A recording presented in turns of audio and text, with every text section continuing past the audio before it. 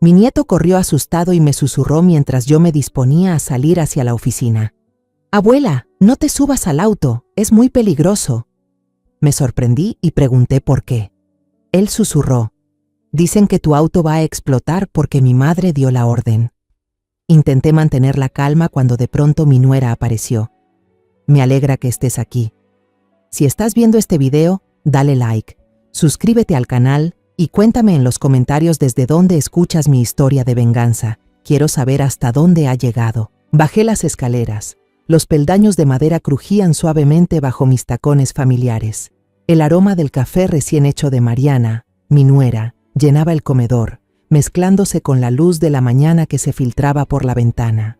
Carlos, mi hijo, estaba sentado a la mesa, con los ojos clavados en la tableta, hojeando titulares de noticias. Levantó la vista y me sonrió con esa calidez que siempre me derretía el corazón. «Hola, mamá, ¿por qué te levantaste tan temprano hoy?», dijo con su voz grave y familiar. Le devolví la sonrisa. En la esquina del cuarto, Emilio, mi nieto, estaba sentado en el suelo, construyendo cuidadosamente una torre de legos. El niño apenas tiene 7 años, pero a veces siento que es más maduro de lo que parece. Hoy estaba extrañamente callado, sin su típico parloteo. Solo se concentraba en las piezas de colores. Pensé que probablemente estaba absorto en su juego. Bebí rápidamente el vaso de jugo de naranja sobre la mesa. El sabor dulce y ácido de siempre me despejó un poco. Mi bolso de cuero marrón ya estaba en la silla. Lo tomé y revisé que no me faltara nada. Me acerqué a besar la frente de Carlos, como cada mañana. Luego acaricié el cabello suave de Emilio, lo que me hizo sonreír.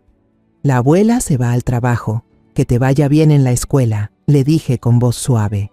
Emilio levantó la mirada, sus grandes ojos me observaron sin responder. Solo asintió levemente. Al llegar a la puerta, tomé las llaves del coche y presioné el botón para abrirlo. El Mercedes negro en el garaje parpadeó, como si me esperara. Respiré hondo, preparándome para un largo día. Pero justo entonces, escuché pasos apresurados detrás de mí. Emilio, con sus pequeñas piernas, corrió hacia mí y se aferró con fuerza al borde de mi saco. Me sobresalté y casi dejé caer las llaves. Su rostro estaba pálido, los ojos muy abiertos, llenos de un miedo que nunca había visto en un niño. Miró rápidamente hacia el comedor, donde Mariana seguía ordenando, y luego se acercó a mi oído, su voz temblorosa, apenas un susurro. «Abuela, no subas al coche, es muy peligroso». Sentí que el corazón se detenía por un instante. Me agaché hasta quedar a la altura de sus ojos, intentando mantener la calma, aunque por dentro todo temblaba. «¿Qué pasa, cariño?» «¿Qué ocurre, Emilio?», pregunté sujetándole suavemente los hombros. El niño volvió a mirar alrededor, como temiendo que alguien lo oyera. Luego se acercó más, y su voz fue tan baja que tuve que esforzarme para escucharla. «Dicen que el coche de la abuela va a explotar, porque mamá lo ordenó». Las palabras de Emilio me atravesaron como un cuchillo. La sangre se me heló. ¿Mariana? ¿Mi nuera? ¿La mujer a la que siempre consideré una hija, la que había estado junto a mi familia tantos años? Traté de mantener el rostro sereno, acaricié el cabello del niño, pero mi mente daba vueltas. ¿Cómo podía un niño de 7 años decir algo así? ¿Era solo imaginación? ¿O algo realmente estaba ocurriendo? En ese momento Mariana salió del comedor con mi bolso para la laptop en la mano. Sonrió, una sonrisa radiante, perfecta, como siempre. «Mamá, olvidó esto. Ya le cargué la batería. Maneje con cuidado», dijo con dulzura, como si nada pasara. Pero no pude evitar notar algo en su mirada, algo indefinible. Carlos también salió del comedor y añadió desde atrás: «Eso, mamá, estos días el nuevo proyecto está pesado, cuídese». Su voz sonaba tan cariñosa como siempre, pero hoy me pareció distante, como si estuviera fuera de mi propia familia, mirando un cuadro que ya no era el mismo. Forcé una sonrisa y tomé la bolsa de manos de Mariana. «Gracias, hija», dije, tratando de sonar lo más natural posible. «Pero hoy me duele un poco la cabeza. Creo que tomaré un taxi al trabajo para estar más tranquila». Apenas terminé de hablar, noté cómo Mariana levantó ligeramente una ceja. Fue solo un instante, pero suficiente para que me diera cuenta. ¿Por qué, mamá? Si quiere, la llevo yo. Ofreció con su tono dulce de siempre, aunque percibí una ligera incomodidad. No hace falta, prefiero ir sola, respondí rápido, haciendo un gesto con la mano. Mariana asintió, aún con una sonrisa en el rostro, pero vi ese brillo de decepción en sus ojos que desapareció enseguida. Fue tan fugaz que cualquiera podría haberlo pasado por alto. Pero ahora, después de la advertencia de Emilio, cada gesto suyo me parecía sospechoso. Me giré hacia Emilio y tomé su pequeña mano fría. De paso llevo a Emilio a la escuela. Así los dos pasamos un rato juntos, dije, intentando sonar alegre, aunque por dentro todo era un torbellino. No esperé la reacción de Mariana. Simplemente tomé la mano del niño y salí directo hacia la puerta. Emilio me apretó con fuerza, como si temiera que me desvaneciera. Sentí el leve temblor en sus dedos, y aquello me partió el alma. Wei Liang, el portero, al verme salir se apresuró a abrir el pesado portón de hierro. Se inclinó para saludar, pero evitó mirarme a los ojos. Ese pequeño detalle me puso aún más nerviosa. Wei Liang trabajaba para mi familia desde hacía 2 años, desde que Mariana lo había recomendado. Ella decía que era honesto y trabajador, pero ahora me preguntaba si no había confiado demasiado en sus palabras. Saqué mi teléfono y abrí la aplicación para pedir un taxi. La pantalla indicó que llegaría en 3 minutos. Mientras esperaba, abracé fuerte a Emilio, sintiendo mi corazón golpear con fuerza dentro del pecho. El niño se acurrucó contra mí sin decir nada, pero sus ojos reflejaban puro miedo. Le acaricié el cabello, intentando calmarlo. No pasa nada, hijo. Estoy aquí contigo, aunque en realidad trataba de calmarme a mí misma. Un taxi blanco se detuvo frente a la casa. Abrí la puerta trasera, ayudé a Emilio a subir y enseguida entré yo también. Mantuve su mano entre las mías, como si soltarla fuera a perder el último punto de apoyo. Le di al conductor la dirección de la escuela, con la voz un poco temblorosa pero intentando mantener la calma. Luego mencioné la dirección de mi trabajo, aunque ya había decidido no ir. Cuando el coche comenzó a moverse, alejándose de la zona residencial con sus árboles alineados, solté un suspiro de alivio. Pero esa sensación era tan frágil como un cristal a punto de romperse. Miré a Emilio. Estaba encogido en su asiento, con las manos entrelazadas. Sus ojos todavía mostraban miedo, pero también una chispa de confianza al mirarme. Le sonreí, buscando aliviar la tensión. Emilio, le dije en voz baja, casi un susurro, ¿puedes contarme qué fue exactamente lo que escuchaste?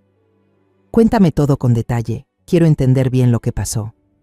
El niño asintió, pero noté que apretaba los labios, como si estuviera luchando por reunir el valor suficiente.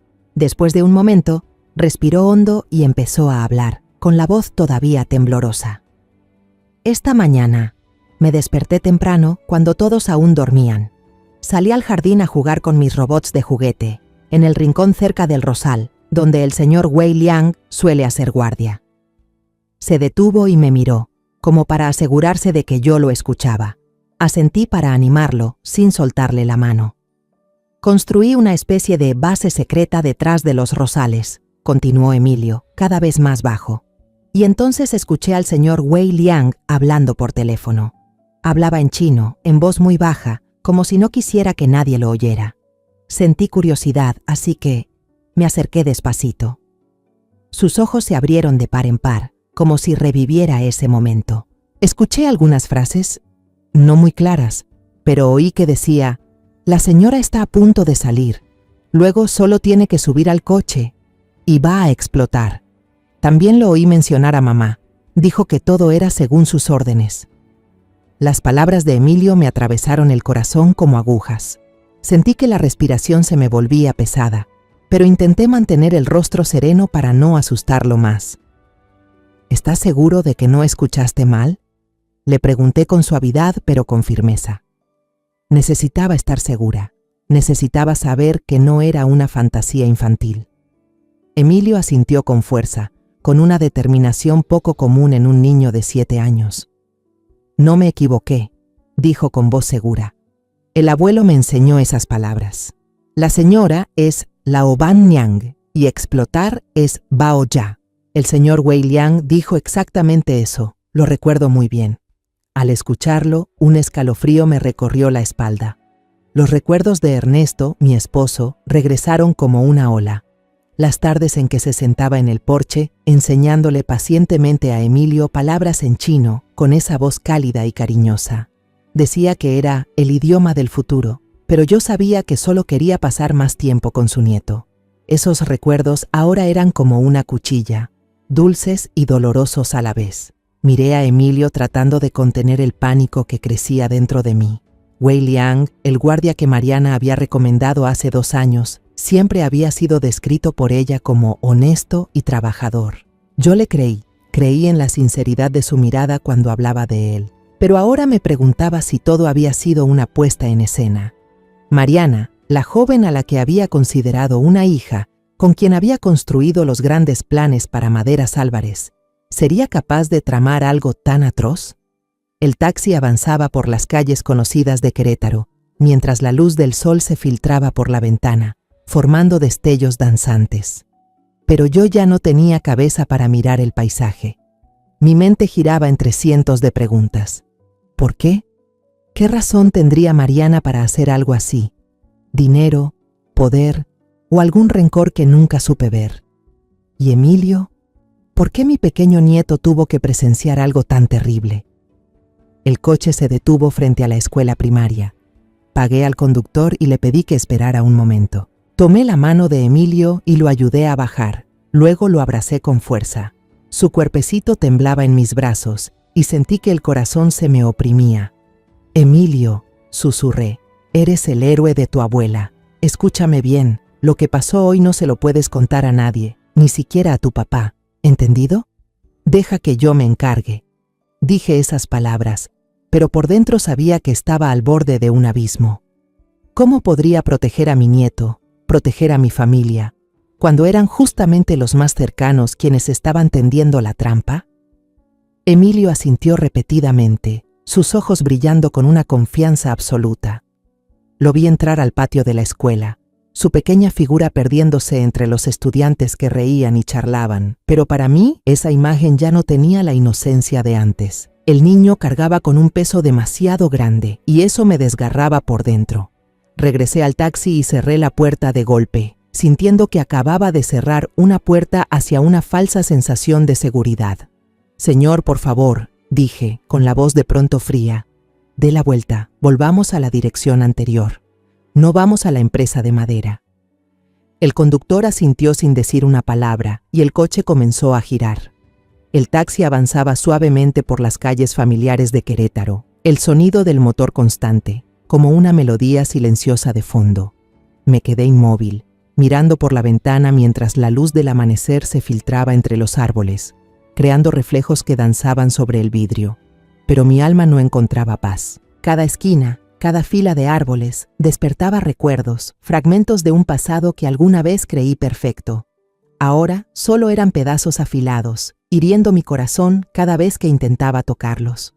El coche pasó frente al Parque Alameda Hidalgo, donde Ernesto, mi esposo, y yo solíamos pasear tomados de la mano cada fin de semana.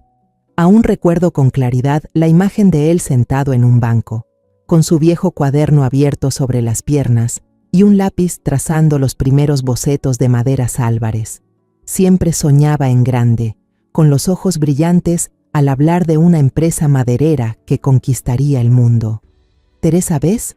La madera no es solo material, es el alma de cada hogar, solía decir, con voz llena de pasión.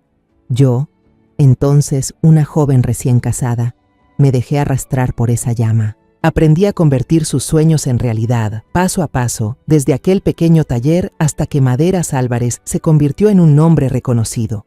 Pero ahora, sentada en el taxi, me preguntaba si esos sueños valían el precio de mi propia seguridad. Cuando el coche giró hacia la avenida principal, el edificio de la universidad donde Carlos se graduó apareció a lo lejos. Recordé el día en que recibió su título, la sonrisa radiante en su rostro mientras sostenía el diploma de Administración de Empresas. Entonces, ya casi soy tu aprendiz, mamá, dijo emocionado, con los ojos llenos de orgullo. Me reí, le di una palmada en el hombro, convencida de que mi hijo continuaría el camino que Ernesto y yo habíamos iniciado. Carlos, con su carácter tranquilo y un toque artístico, siempre me transmitió paz. No era como yo, carecía de mi determinación o de una ambición ardiente, pero amaba su sinceridad. Siempre pensé que, mientras él fuera feliz, yo estaría satisfecha. Entonces los recuerdos me llevaron al día en que conocí a Mariana, en un seminario sobre exportación de muebles en Ciudad de México. Era joven, apenas pasaba los 20, pero me impresionó su inteligencia y su agudeza. Se acercó a hablarme, con los ojos brillantes al mencionar Maderas Álvarez. «Señora Álvarez, su empresa es una inspiración para nuestra generación», me dijo con una voz llena de sinceridad. Me cautivó su confianza, ese fuego de ambición que reconocí como el mío en la juventud. La invité a cenar y luego la presenté a Carlos. Al verlos conversar y reír, creí que Mariana sería la pieza perfecta para mi hijo. Una mujer decidida y fuerte, capaz de equilibrar su dulzura. Qué equivocada estuve al pensar que ella sería parte de nuestra familia, una nuera a la que podría querer como a una hija. El recuerdo más vívido, el que aún me aprieta el corazón, es el día en que nació Emilio. Yo estaba afuera de la sala de partos, más nerviosa que Carlos, con las manos tan apretadas que los nudillos se me pusieron blancos. Cuando la enfermera sacó al bebé, tan pequeño, tan rojo, fui la primera en sostenerlo. Su diminuta mano agarró mi dedo con tanta fuerza que sentí que el mundo entero se detenía. En ese momento pensé que ya no me quedaba nada por lamentar. Emilio era la luz, la mayor alegría de mi vida, especialmente después de la partida de Ernesto. Cada vez que lo veía crecer, reconocía en él la imagen de su padre, la curiosidad, la inteligencia y esa sensibilidad que pocos notaban. El taxi redujo la velocidad y se detuvo frente al portón de hierro familiar de la mansión. La bugambilla cubría la pared, con flores rojas que temblaban al viento. Esa casa, en la que había puesto tanto esfuerzo, había sido mi orgullo. Pero ahora parecía una trampa lujosamente decorada, escondiendo secretos aterradores.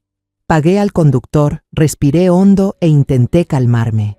Sin embargo, cuando abrí la puerta para bajar, sentí que mis piernas pesaban como plomo. La imagen de una familia perfecta que había construido en mi mente durante tantos años se había hecho pedazos, y los fragmentos afilados estaban esparcidos por todas partes.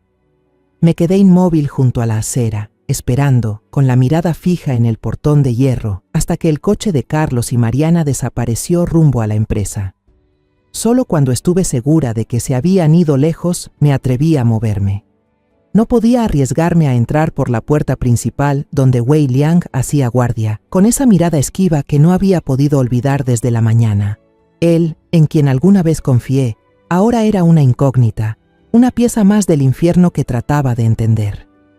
Seguí el sendero lateral de la casa, caminando despacio junto a la cerca cubierta de espeso hibisco. Las ramas verdes se mecían suavemente, como si intentaran esconderme del mundo exterior. Conocía bien ese jardín, cada rincón, cada piedra.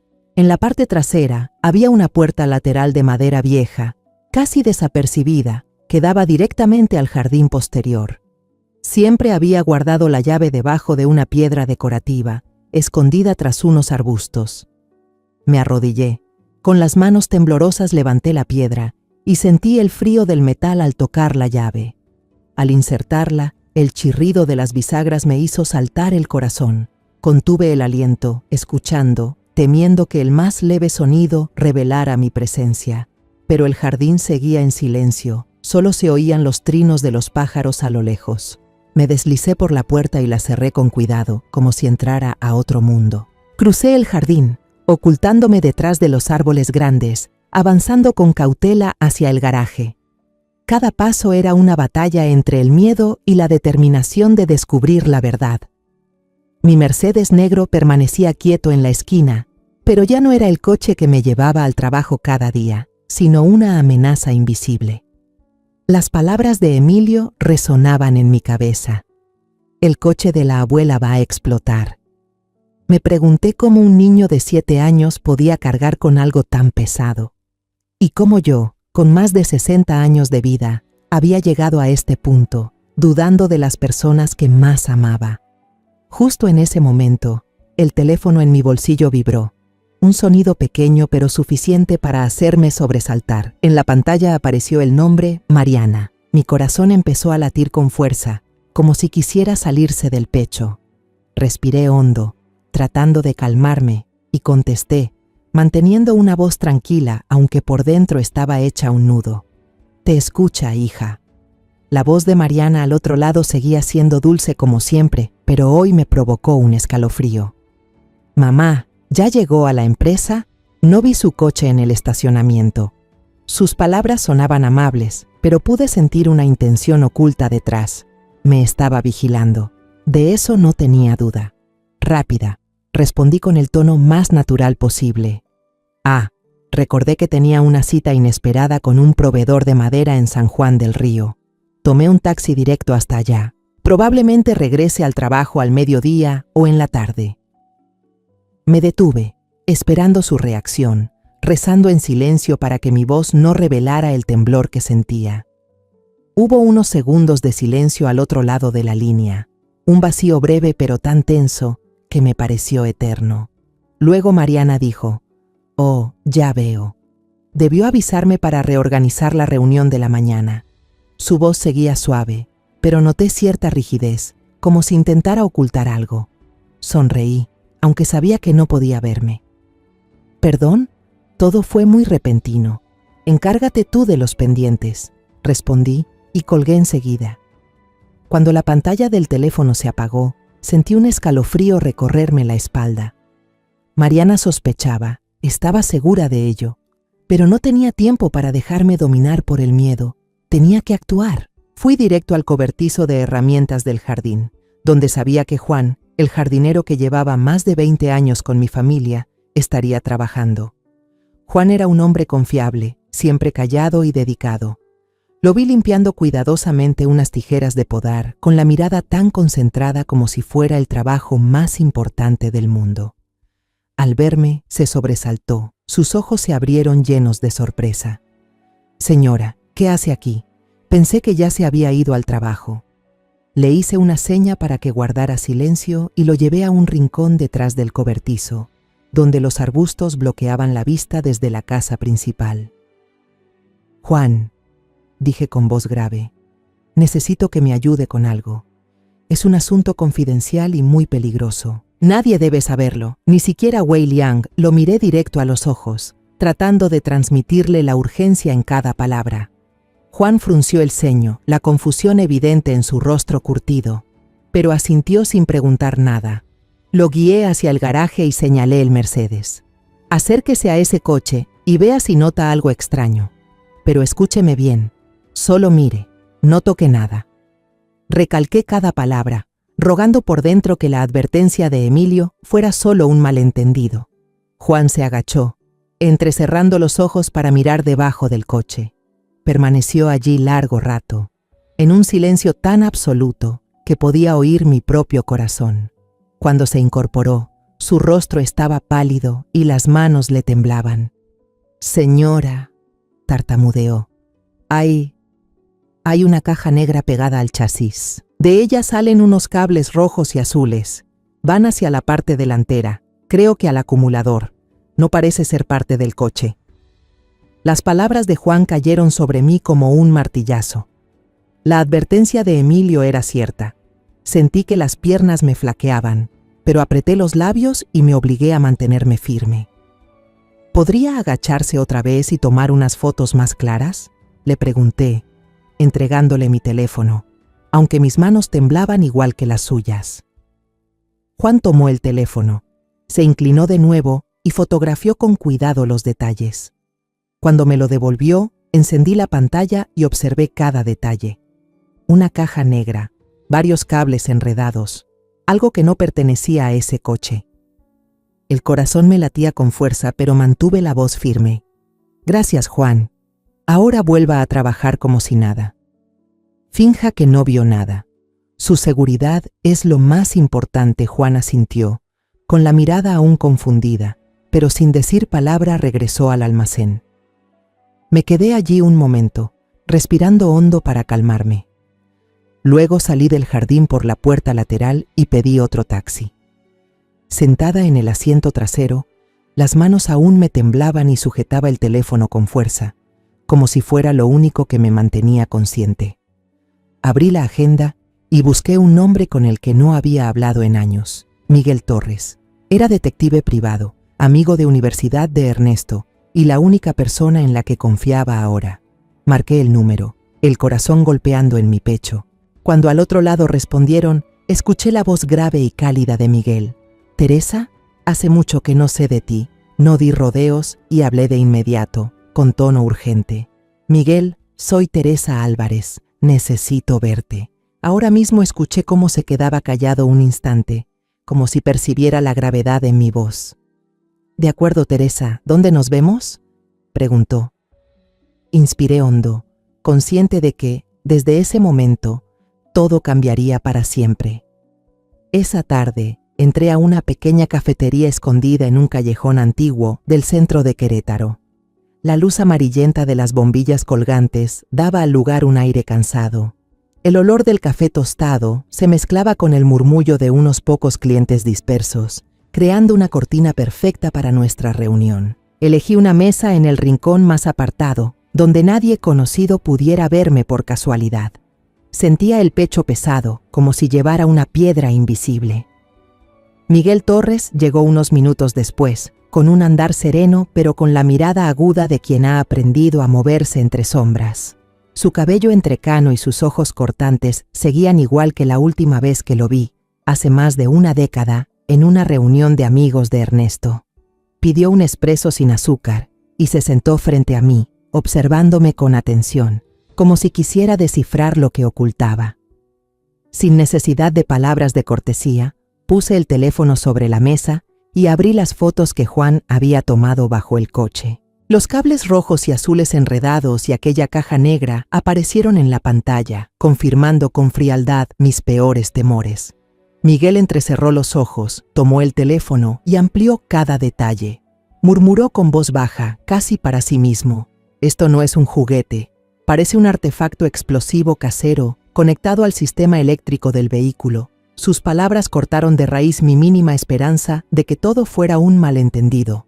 Inhalé profundamente, conteniendo el pánico que amenazaba con desbordarse, y empecé a contarle todo. Desde la advertencia temblorosa de Emilio, la llamada sospechosa de Mariana, hasta lo que Juan había descubierto bajo el coche. No olvidé mencionar el nombre Chen Hao, que Emilio había escuchado de Wei Liang. Cada palabra que salía de mi boca era como abrir una herida que no quería volver a tocar. Miguel escuchó sin interrumpirme. Sus ojos no se apartaban de mí. Cuando terminé de contar, se quedó en silencio un momento, con los dedos golpeando rítmicamente sobre la mesa de madera vieja. Su silencio me ponía aún más nerviosa, pero entonces habló con voz grave y firme. «Teresa, hiciste muy bien en no actuar impulsivamente. Lo primero que debemos hacer es vigilar a Wei Liang. Él es el eslabón más débil en todo esto». Se detuvo y me miró fijamente.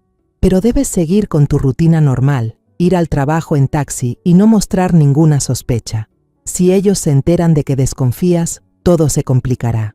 Asentí, aunque por dentro solo quería gritar, correr a enfrentar a Mariana de inmediato. Pero sabía que Miguel tenía razón, tenía que contenerme, seguir interpretando el papel de una madre, una abuela que no sabe nada.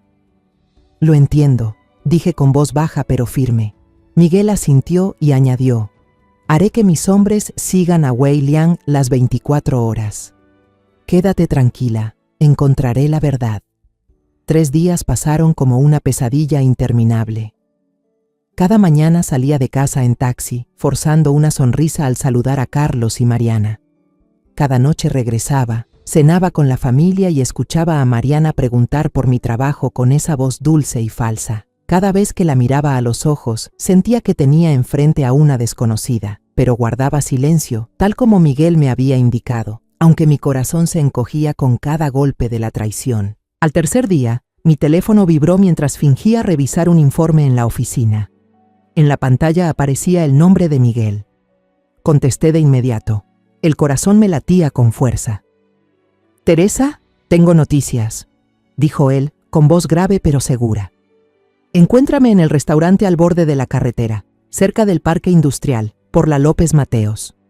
A las 3 de la tarde, no pregunté nada más, solo respondí: iré.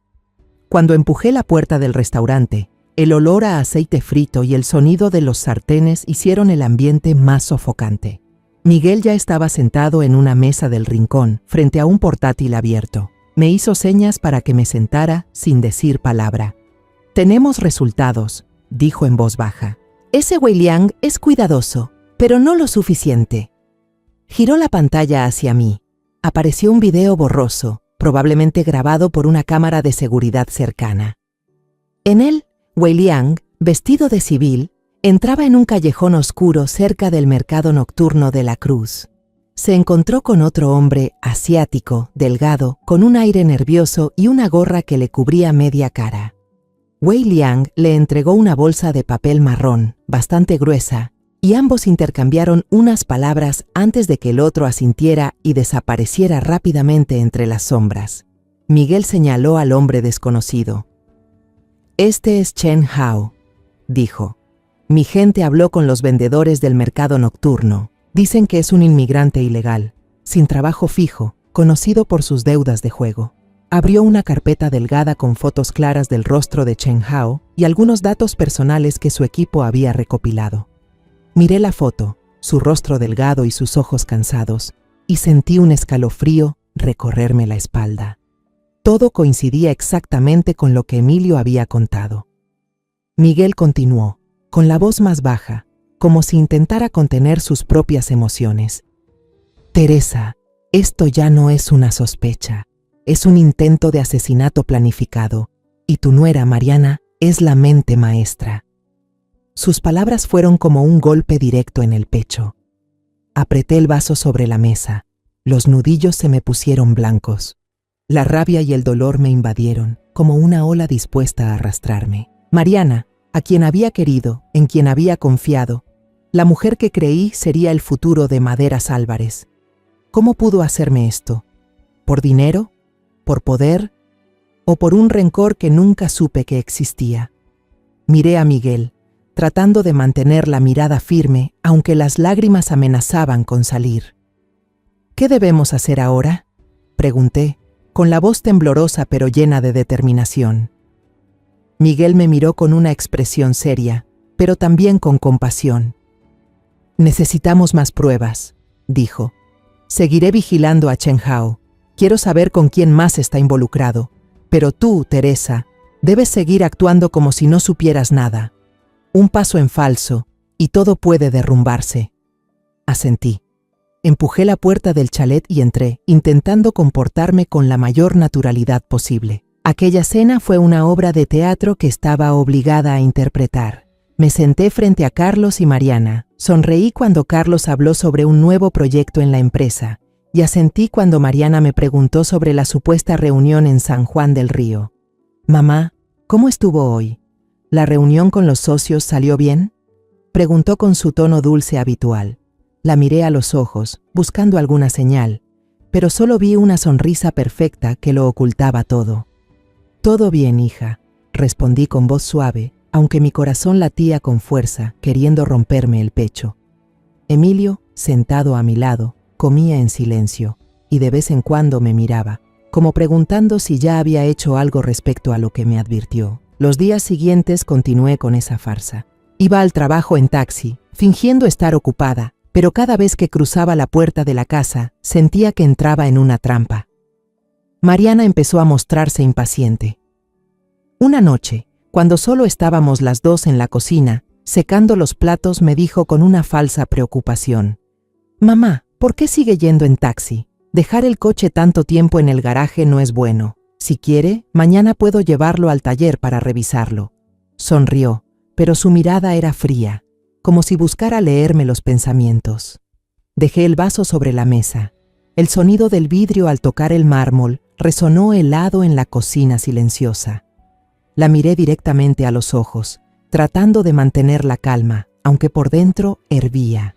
«¿Por qué te preocupa tanto que no conduzca, hija? ¿Hay algo en especial que te hace querer que use ese coche?», pregunté marcando cada palabra, observando su reacción. La sonrisa de Mariana se tensó, apenas por un segundo, pero lo vi. Se mostró incómoda. Luego forzó una risa y apartó la vista. «No, mamá», dijo, con un tono más agudo de lo normal. «Solo me preocupo por usted. La he visto cansada y pensé que era por eso». Luego volvió apresuradamente a los platos, pero noté que su mano temblaba ligeramente al sujetar el paño. No respondí. Bebí un sorbo de agua y dejé que el silencio hablara por mí. Esa noche me quedé acostada, mirando el techo sin poder dormir. Las imágenes y los planes se mezclaban en mi cabeza. La advertencia de Emilio, la mirada esquiva de Wei Liang, la sonrisa falsa de Mariana. Todo eran piezas de un rompecabezas aterrador que no quería aceptar como real. Alrededor de las 2 de la madrugada, incapaz de soportar el aire sofocante del cuarto, decidí salir al jardín para respirar un poco. Caminé descalza, sintiendo la hierba húmeda y fría bajo mis pies, como si esa frescura pudiera ayudarme a despejar la mente. La luna brillaba intensamente, bañando el jardín con una luz plateada que hacía que todo pareciera mágico, pero también inquietante. Avancé despacio, tratando de mantener la respiración estable, aunque el corazón me pesaba. Al pasar por la esquina del jardín, detrás de la piscina, donde había un viejo juego de mesa y sillas de piedra, escuché de repente unas voces murmurando. El corazón me dio un vuelco, latiendo con fuerza. Me escondí detrás de una gran palmera, pegando el cuerpo al tronco e intentando no hacer ruido. Desde ahí, vi 2 siluetas sentadas en la oscuridad, hablando en voz baja pero clara. Reconocí de inmediato a Mariana y a Wei Liang. Saqué lentamente el teléfono, mis dedos temblaban al activar la grabadora y lo levanté con cuidado para registrar cada palabra. La voz de Mariana sonó tensa, cargada de irritación y preocupación. ¿Estás seguro de que no hizo nada que la hiciera sospechar? Últimamente está muy rara. Insiste en tomar taxi. ¿No habrá dejado escapar algo, Wei Liang? Wei Liang respondió con un tono tranquilizador, aunque se notaba la tensión. Imposible, señora Mariana. He sido muy cuidadoso. Chen Hao ya colocó el dispositivo debajo del asiento del conductor. En cuanto ella encienda el coche, todo estará hecho. Tal vez solo esté cansada de verdad. Mariana suspiró, su voz bajó, como si contuviera la rabia. No, este método es demasiado obvio, demasiado arriesgado. Si ese dispositivo se queda ahí mucho tiempo y el jardinero o alguien más lo encuentra, el plan se arruina. Mañana llame a Chen Hao y dígale que lo retire, de inmediato. Wei Liang dudó. ¿Que lo retire? Pero... Nada de peros, interrumpió Mariana, con voz fría como el hielo. Ya se me ocurrirá otra manera, algo más natural. Un accidente, por ejemplo. Por ahora, hay que borrar todo rastro. Me quedé paralizada detrás del árbol, temblando de pies a cabeza. Cada palabra de Mariana era como una puñalada directa al corazón. La grabación en mi teléfono era una prueba irrefutable, pero también el filo que cortaba en pedazos la última pizca de confianza que tenía en ella. Guardé el archivo con cuidado y envié una copia a mi correo de respaldo. Mis manos temblaban tanto que casi dejo caer el teléfono. Retrocedí lentamente, paso a paso, volviendo a la casa por la puerta trasera, con el corazón pesado, como si llevara en mis manos la vida de toda mi familia. A la mañana siguiente, cuando el sol apenas despuntaba, estaba en la sala con el teléfono en la mano, tratando de mantener la voz serena mientras hablaba con Carlos y Mariana. «Hoy tengo que ir a inspeccionar un terreno en Sierra Gorda», dije. «Probablemente no vuelva hasta la noche. Es un área ideal para plantar bosques de producción». Escuché la voz dulce y habitual de Mariana respondiendo: «Sí, mamá, cuídese mucho». Respiré hondo, sintiendo que me preparaba para entrar en una batalla silenciosa. No fui a Sierra Gorda. En su lugar, pedí un taxi de confianza y me dirigí directamente a la sede de la Policía Estatal, donde Miguel había organizado una reunión secreta con el coronel Vargas, jefe del Departamento de Investigaciones Criminales. Sentada en el taxi, miré por la ventana. Las calles familiares de Querétaro pasaban frente a mí, pero todo parecía borroso en mi mente. En la sede de la policía me llevaron a una sala de reuniones cerrada, sin ventanas, con solo una mesa de madera vieja y algunas sillas. El coronel Vargas, un hombre alto con un rostro severo, se sentó frente a mí. Miguel estaba a su lado, su mirada llena de calma. Empecé a relatarlo todo, la voz me temblaba, pero traté de mantenerla firme. Primero mostré las fotos que Juan había tomado debajo del auto, los cables rojos y azules y una caja negra amenazante. Luego conté sobre el informe de investigación de Miguel, que incluía el video del intercambio entre Wei Liang y Chen Hao en el mercado nocturno. Finalmente puse el teléfono sobre la mesa. Mis dedos temblaban mientras reproducía la grabación de la conversación entre Mariana y Wei Liang en el jardín la noche anterior. Cuando la voz de Mariana sonó, fría y calculadora, vi cómo el rostro del coronel Vargas cambiaba. De su expresión seria pasó a una tensión evidente, con el ceño fruncido. ¿Estás seguro de que no hizo nada que la hiciera sospechar? La voz de Mariana resonó en la habitación silenciosa. Mañana llame a Chen Hao para que lo quite, de inmediato. Cuando la grabación llegó a esa parte, el coronel Vargas me hizo una seña para detenerla. Me miró con una expresión grave y decidida. Señora Álvarez, dijo con voz profunda, tenemos pruebas suficientes para actuar. Vamos a tender una trampa. Vuelva a casa y compórtese como si siguiera haciendo sus inspecciones. Deje que todo siga su curso. Me llevaron a una sala de espera segura dentro de la sede, una habitación pequeña con pantallas de vigilancia y una radio conectada al equipo policial. Miguel se quedó conmigo. Su presencia era lo único que me mantenía tranquila. Sentada en aquella habitación fría, miré la pantalla con el corazón latiendo con fuerza. Sabía que lo que estaba a punto de ocurrir cambiaría todo. Mi familia, mi empresa y mi vida entera. Alrededor de las 2 de la tarde, a través de las cámaras, vi una vieja camioneta sin placas estacionarse en la calle detrás de la mansión. Un equipo de policías vestidos de civil estaba oculto en los autos cercanos, esperando el momento justo. Contuve la respiración sin apartar la vista del monitor. Wei Liang apareció, se acercó a hablar con Juan y señaló hacia la bomba de la piscina. Le entregó un papel y algo de dinero, diciéndole que la bomba tenía una pieza dañada que solo podía comprarse en el centro.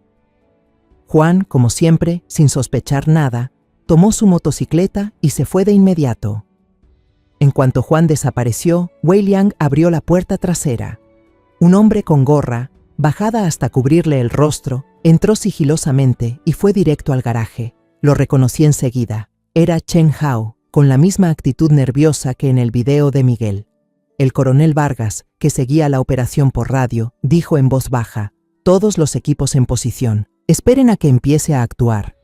En la pantalla, vi a Chen Hao abrir la puerta del garaje, sacar un pequeño juego de herramientas del bolsillo y agacharse bajo mi Mercedes.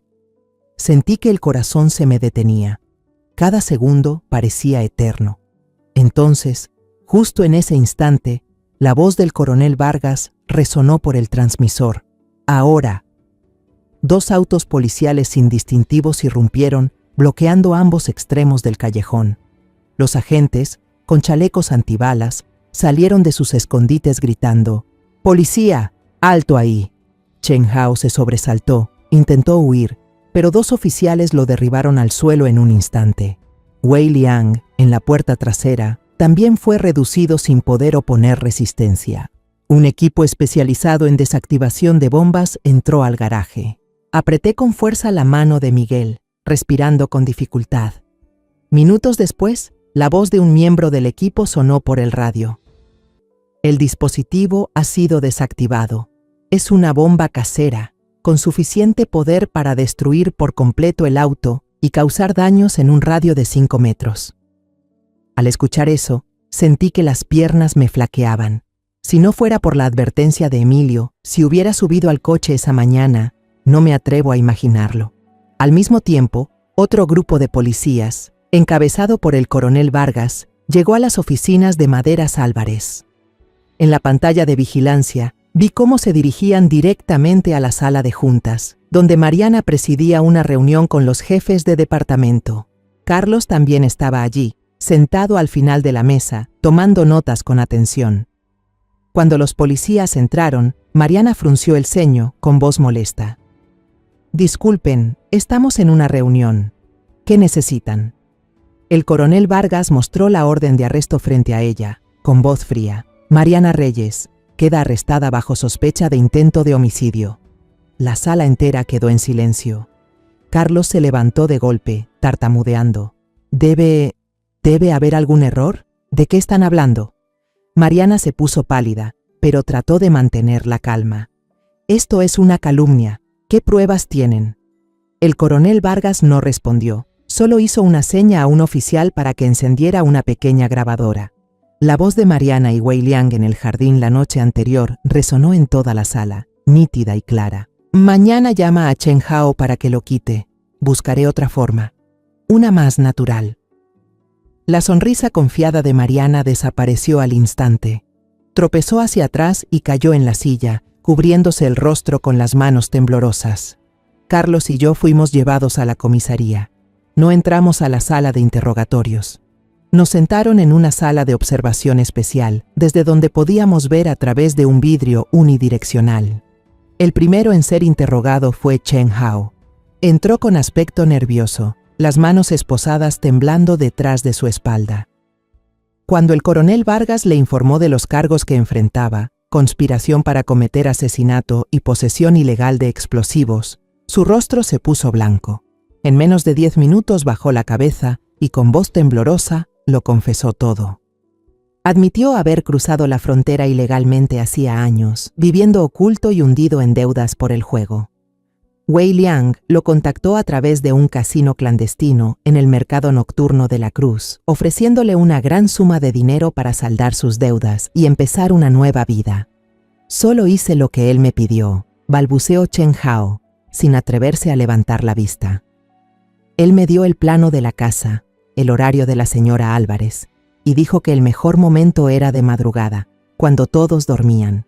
Confesó que no sabía fabricar bombas, pero conocía a alguien del tráfico de armas en la frontera. Compró el explosivo a ese contacto, siguiendo las instrucciones detalladas de Wei Liang. Al escucharlo, sentí un escalofrío recorrerme la espalda. Cada detalle, cada paso del plan calculado me helaba la sangre. Miré a Carlos. Tenía las manos apretadas al borde de la silla, los nudillos blancos. Quise decir algo, pero la garganta no me respondió. Luego fue el turno de Wei Liang. Entró cabizbajo, pero aún con una expresión desafiante. Al principio negó todo, con voz fría. No sé nada de esa supuesta bomba. Esto es una mentira. Pero cuando el coronel Vargas puso frente a él la declaración firmada de Chen Hao y el video del mercado nocturno, su seguridad se desmoronó. Se quedó en silencio, los ojos moviéndose de un lado a otro, y finalmente bajó la cabeza, comenzando a confesar. Wei Liang admitió que su motivo provenía de un hecho ocurrido muchos años atrás. Había robado una pequeña joya mía, un collar que Ernesto me había regalado por nuestro 20º aniversario de bodas, para venderlo y pagar sus deudas de juego. Cuando lo descubrí, en lugar de llamar a la policía, le pedí que se disculpara públicamente frente a todos los empleados de la casa.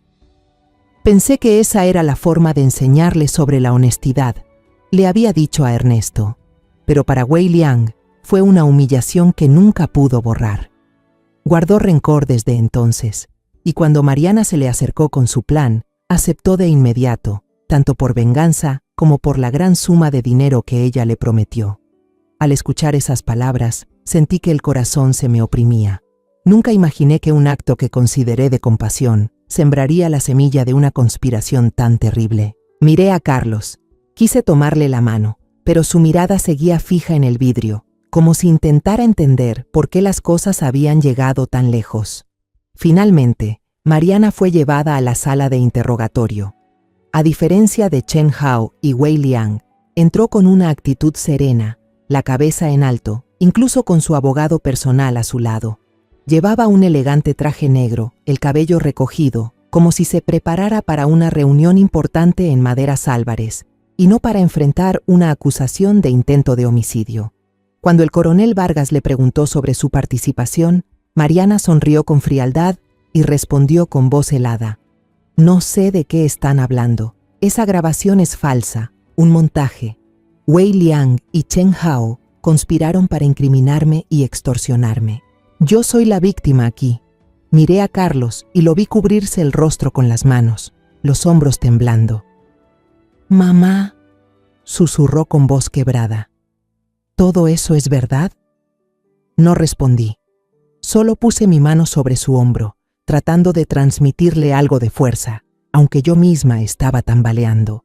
A través del vidrio, vi que Mariana aún conservaba su aire de confianza, pero sus manos, apoyadas sobre la mesa, se apretaban con fuerza, como si intentara contener algo dentro de sí. El coronel Vargas entró a la sala de interrogatorio y colocó un cuaderno de tapa roja sobre la mesa. «Hemos registrado su caja fuerte personal en la oficina, señora Reyes», dijo con voz tranquila pero cortante. «¿Este cuaderno es suyo?». El rostro de Mariana se descompuso, la sonrisa confiada desapareció al instante. Intentó hablar, pero no pudo pronunciar palabra alguna. El coronel fue pasando las páginas, leyendo en voz alta las líneas escritas con esmero. Proyecto Reestructuración, fase 1. Eliminar el obstáculo TA, Teresa Álvarez. Opción A, accidente automovilístico, alto riesgo. Opción B, envenenamiento, difícil de controlar. Opción C, explosión, eficaz, definitiva. Se detuvo y la miró directamente. Fase 2, manipular psicológicamente a C, Carlos. Aprovechar su dolor para obtener el control total de la empresa. Transferencia de acciones. Fase 3, lanzamiento de la marca de muebles de lujo Mariana Designs, utilizando todos los recursos de Maderas Álvarez. Cada palabra que pronunciaba caía sobre mí como un golpe. Mariana, la nuera a quien tanto había querido, había planeado no solo quitarme la vida, sino también manipular a mi hijo para arrebatarle el legado que Ernesto y yo construimos con tanto esfuerzo. Sentí las lágrimas arderme en los ojos, pero apreté los labios para no derrumbarme. Mariana se desplomó. Apoyó la cabeza sobre la mesa, los hombros le temblaban y las lágrimas caían sin control. Su abogado intentó intervenir, pero ella levantó la mano para detenerlo. «Ya basta», murmuró con la voz rota. Yo lo admito todo». Levantó la cabeza y miró directamente al coronel Vargas, las lágrimas corriendo por su rostro. «Solo quería tener algo que fuera mío. Trabajé incansablemente para la empresa, pero todo siempre giraba en torno a la señora Teresa. Yo solo quería crear algo propio». A mi lado, Carlos soltó un sollozo ahogado. Se levantó, tambaleándose como si quisiera salir de la habitación, pero le tomé la mano con fuerza. «Carlos», dije con la voz ronca, «mamá está aquí, no te dejaré solo», pero sabía que ninguna palabra podía aliviar su dolor. Todo su mundo acababa de romperse, y yo, aunque fuera su madre, no podía repararlo. El juicio se llevó a cabo unos meses después, en un día gris en Querétaro. Me senté en la primera fila de la sala, junto a Carlos, en el lugar destinado a las víctimas y familiares. Emilio había sido enviado a casa de una amiga mía en las afueras, donde podía jugar y, al menos por un tiempo, olvidar lo que estaba pasando. No quería que presenciara esto, ni que esos ojos inocentes enfrentaran la dolorosa verdad sobre su madre. La sala estaba repleta. Los reporteros se amontonaban al fondo, con cámaras y micrófonos listos para capturar cada momento. El caso de una joven empresaria exitosa acusada de intentar asesinar a su suegra para quedarse con la herencia había sacudido a todo el estado. Los murmullos llenaban el aire, pero para mí todo sonaba lejano, como un zumbido distante. Solo me concentraba en Carlos, sentado a mi lado, con las manos apretadas sobre las piernas y la mirada vacía. No había dicho una sola palabra desde que entramos, pero sabía que dentro de él se desataba una tormenta silenciosa. Mariana fue conducida a la sala, vestida con el uniforme naranja de prisión, más delgada y pálida que la última vez que la vi. Mantenía la cabeza baja, sin atreverse a mirarnos. Detrás de ella iban Wei Liang y Chen Hao, también con la cabeza gacha, con la expresión de quienes saben que ya no hay salida. Los observé, a esas personas que alguna vez fueron parte de mi vida, y sentí un vacío doloroso en el pecho. ¿Cómo había llegado todo a este punto? El abogado de Mariana se puso de pie, intentando alegar que ella actuó bajo presión psicológica, que Wei Liang la había manipulado y persuadido. Pero el fiscal, con voz firme y pruebas irrefutables, desmontó cada argumento. Presentaron la grabación de aquella conversación en el jardín, la voz fría de Mariana ordenando retirar el dispositivo explosivo. El video de Chen Hao recibiendo una bolsa de dinero de Wei Liang en el mercado nocturno. Las declaraciones detalladas de ambos hombres, cada palabra como una puñalada directa a mi corazón. Y el golpe final, el cuaderno de cuero rojo de Mariana. Cada página fue proyectada en una gran pantalla, revelando un plan calculado al milímetro. Eliminar obstáculo, T.A. Teresa Álvarez. Manipular psicológicamente a C. Carlos. Lanzar Mariana Designs. Cada línea era una herida más, y tuve que morderme los labios para no soltar un sollozo. En su última declaración, Mariana tuvo permiso para hablar. Se levantó, con las manos temblorosas, y por primera vez nos miró directamente a mí y a Carlos. Lo siento, sollozó, con lágrimas corriendo por su rostro pálido. La avaricia y los celos me cegaron. Siempre sentí que vivía a la sombra de mi madre, que tenía que seguir sus reglas. Me equivoqué. Su voz se quebró, pero no sentí compasión alguna. Su disculpa no podía borrar lo que había hecho, no podía recomponer los corazones destrozados de Carlos, de Emilio, ni el mío.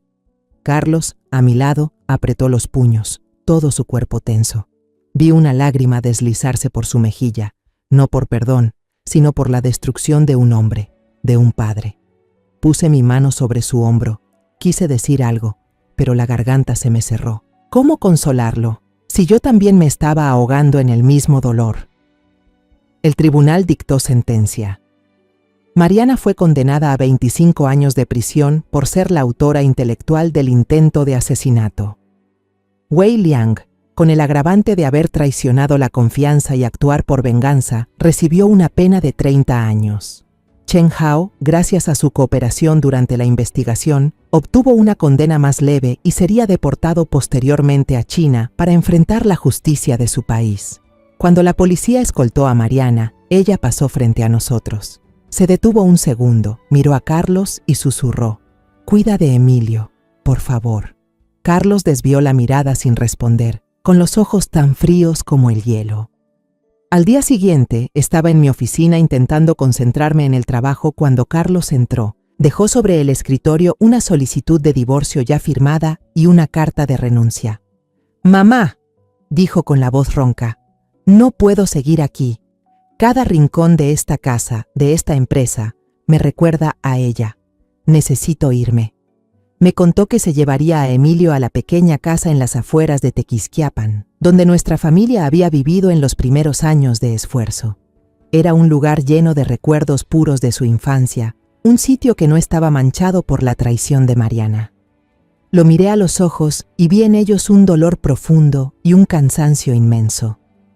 Sabía que Carlos necesitaba tiempo para sanar, para encontrarse de nuevo. «Vete», le dije con la voz quebrada.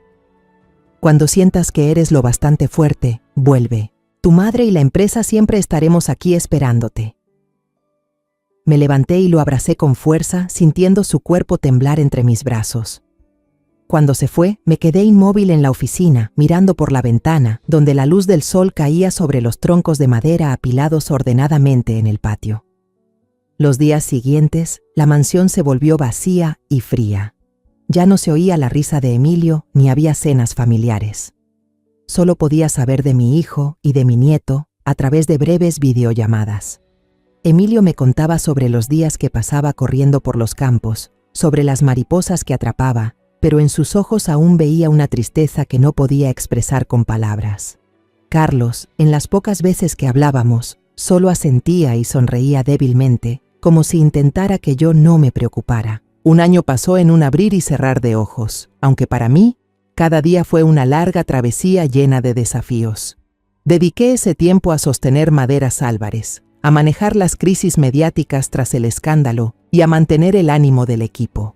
El trabajo era tan intenso que apenas tenía tiempo para dejarme llevar por la tristeza o los recuerdos dolorosos.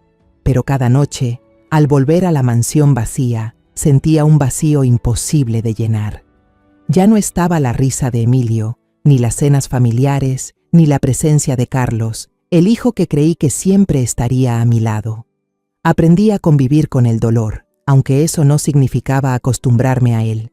Cada vez que miraba la mesa del comedor, aún veía el rostro de Mariana, su sonrisa falsa, y mi corazón volvía a doler. Pero me repetía que debía ser fuerte, no solo por mí, sino por Carlos y Emilio, las personas que más amaba. Luché por protegerlos, y ahora debía seguir para evitar que nuestra familia se desmoronara por completo. Una tarde de viernes, mientras revisaba el informe del trimestre en mi oficina, la secretaria llamó suavemente a la puerta. «Señora, hay alguien que desea verla». Levanté la vista, un poco sorprendida, porque no tenía ninguna cita programada. La puerta se abrió y Carlos entró. Me quedé sin palabras. Se veía diferente, la piel bronceada, el cuerpo más firme y lo más importante, sus ojos ya no tenían esa tristeza vacía de antes. A su lado estaba Emilio, un poco más alto, con una sonrisa radiante y los ojos llenos de alegría. «¡Abuela!», gritó Emilio corriendo hacia mí para abrazarme. Carlos estaba allí, sonriendo, una sonrisa verdadera, la primera que veía en más de un año. Se acercó y dijo con voz cálida: «Mamá, ya estoy listo». Esas 3 palabras, simples pero poderosas, fueron como una ráfaga de viento que disipó todo el peso que cargaba en el pecho. Me levanté, lo abracé con fuerza, sintiendo el calor de su cuerpo, como si estuviera abrazando de nuevo todo el mundo que alguna vez perdí. Emilio también corrió hacia nosotros, sus pequeños brazos rodeándonos a los dos, formando un cálido abrazo familiar. En ese momento, sentí que las lágrimas rodaban por mi rostro, pero esta vez eran lágrimas de alivio y felicidad. Carlos volvió a trabajar, pero no en la oficina de dirección como antes. Eligió trabajar en el taller, donde podía dar rienda suelta a su pasión por la talla en madera. Lo observaba con las manos cubiertas de acerrín, esculpiendo con cuidado cada detalle en las piezas de madera, y veía en él la misma mirada apasionada que alguna vez tuvo Ernesto. Carlos diseñó una nueva línea de muebles que combinaba la técnica moderna con la sencillez y elegancia del arte artesanal. Cuando la colección salió al mercado, superó todas las expectativas, dando nueva vida a Maderas Álvarez. Los clientes estaban encantados, los socios lo felicitaban, y supe que Carlos no solo había vuelto, sino que estaba reencontrándose consigo mismo. Meses después, en una reunión del consejo directivo, me puse de pie frente a todos, con la voz temblorosa pero firme. «He dedicado toda mi vida a construir Maderas Álvarez», dije, mirando alrededor de la sala, donde los rostros conocidos me escuchaban con atención. «Pero ahora es momento de entregarla a la próxima generación». Anuncié mi retiro y cedí el puesto de directora ejecutiva a Carlos. Cuando él se levantó para presentar su visión sobre el futuro de la empresa, vi en sus ojos el reflejo de Ernesto: pasión, determinación y sinceridad. Supe entonces que podía estar en paz. Mi vida entró en una nueva etapa. Decidí vender la gran mansión que guardaba tantos recuerdos, tanto felices como dolorosos. Me mudé a una casa más pequeña en las afueras, con un jardín lleno de claveles y árboles frutales. Adopté un perro Golden Retriever y lo llamé Ernesto, en honor a mi esposo, quien siempre fue mi mayor inspiración. Cada mañana lo sacaba a pasear, respirando el aire fresco y escuchando el canto de los pájaros, como si la vida misma me recordara que aún quedaban cosas hermosas.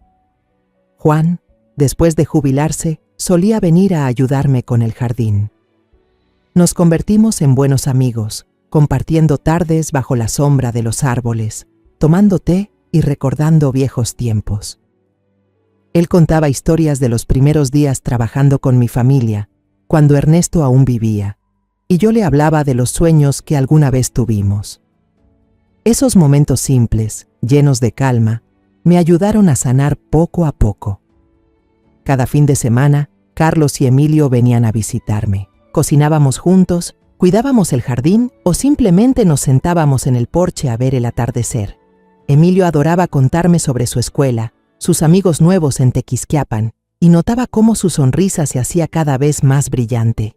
Carlos, aunque todavía llevaba cicatrices en el alma, había aprendido a vivir de nuevo. por su hijo y por sí mismo.